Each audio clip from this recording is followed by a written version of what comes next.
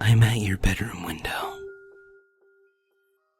A warning for my fellow travelers. If you ever have a layover in Philly overnight, don't spend the night at Economy Motel. And if you absolutely must, steer clear of room 103.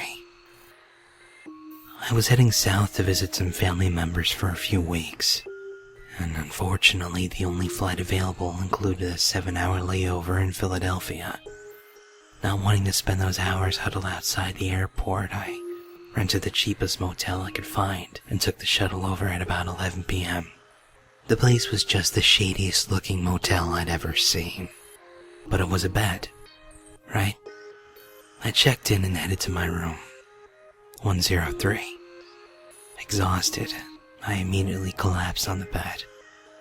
A bit lumpy, but not terrible. Not bothering to take my contacts out, I closed my eyes and let my thoughts wander.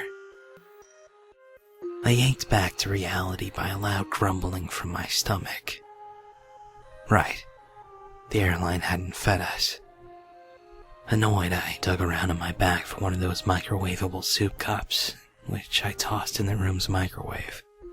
As the microwave rattled away, I noticed a piece of paper wedged underneath it. I yanked it out and unfolded it. There were 2 words scribbled on it hastily. Don't look.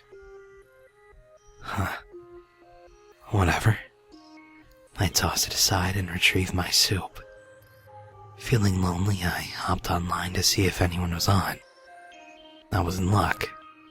My long-distance boyfriend happened to be on Skype. I called him up and we chatted a while, trying to keep our voices down. Eventually, though, he said something that made me laugh, and I heard a muffled curse come from upstairs. Feeling guilty, I said my goodnights and ended the call, with the intention of getting a bit of rest before my next flight. As I lay in the now dark room, I noticed a thin stream of light coming from where the curtain didn't close completely. Annoyed, I got up to close it. I was almost at the window when I heard it. I can see into your bedroom. The voice sent a chill up my spine. It was a quiet and high-pitched, like a child's. It was so soft, I wasn't sure I hadn't just imagined it.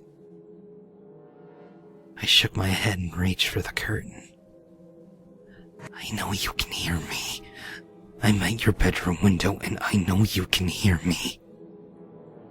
I jumped back as a shadow crossed the stream of light coming into my room. I definitely hadn't imagined it that time. There was a voice, directly outside my door. Someone was out there, looking in. I jumped back into bed and pulled the covers up to my chin. I'm at your bedroom window. I know you can hear me. I can see into your room. Are you listening to me? I know you can hear me. Come, take a look. I'm at your bedroom window. The taunting went on and on, rattling into my thoughts and leaving me paralyzed in fear. Suddenly, I heard the tenant upstairs moving around again. Footsteps stomped over to the door above, and I heard muffled shouting. Hey! Shut up down there! This isn't funny. I have work in 4 hours! The door upstairs slammed and there was silence. I breathed a sigh of relief and leaned back against the pillow, determined to get some sleep. I'm still out here. Come look out your window. I sat straight up, heart pounding in my ears. The voice was back. It whispered on and on, repeating its mantra over and over again. I put my hands over my ears and rocked back and forth, trying to block out the sound. It was no use. The longer I sat there, the louder it got, until I could hear it so clearly. It sounded like it was right next to me. Frantic, I picked up the phone and dialed the police. Stammering and stuttering in fright, I managed to give them the information.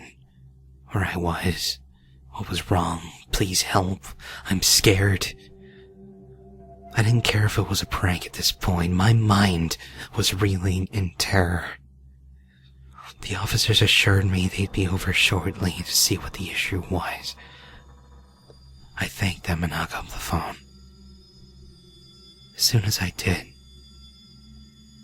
silence descended over the room. It wasn't just that the voice stopped. No. Utter silence filled the room. The air conditioner stopped. The street noises outside ceased. Even the faint hum of electricity from the TV and lights went away. It pressed on my ears with a tangible heaviness that sent shivers through me. Next to me, my phone rang. The caller ID told me that it was the police station, calling me back. Cautiously, I picked it up and answered. "Hello," I whispered. "They aren't coming," growled the voice.